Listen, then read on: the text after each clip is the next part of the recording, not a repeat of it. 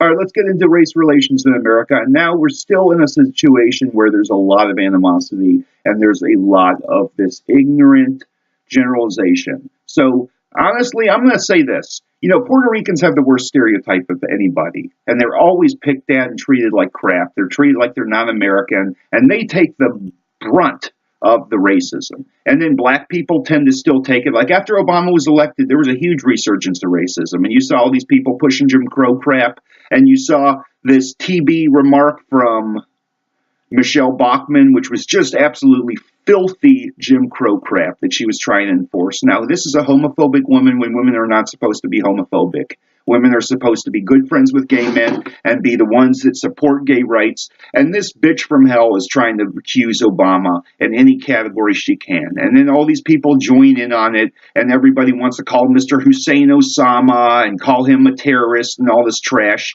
And the concern I had was we're in a racist society because a lot of white people thought he wasn't American. A lot of black people didn't see him as African American black. He was African black. He was half Kenyan, so he was genetically different from a lot of people, but he had the name Barack Obama. Now, Barack is a common name in Africa and the Caribbean. It is a very common name. It's a biblical name. It's, a lot of Rastafarian people use that name. So you need to be more mindful that there are different cultural aspects, and Obama is not the same thing as Osama. It's a Swahili name. He had a dad who was Kenyan. Swahili is a fusion between Arabic and African languages because Africa traded with the Arab world in the Middle Ages. So you got to understand this.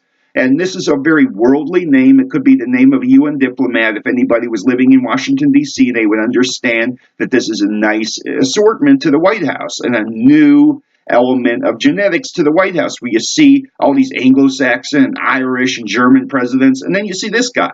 So the reality is, when it comes to race in America, there is a resurgence, and you see the scumbag that shot up the church, and you see these people that go out there and try to promote all this Jim Crow trash and keep trying to put certain people down on a list and play favorites. And we still live in a highly racist society where there's a lot of animosity. So we remember in the 90s when there'd be a kid that had a best friend of a different race. And they'd say, "Can he come over to my house?" And they'd say, "What race is he?" "Oh, no, he can't." And you'd have all these parents doing that. It would just go on, and people hated it. And, I honestly think racism goes in all levels.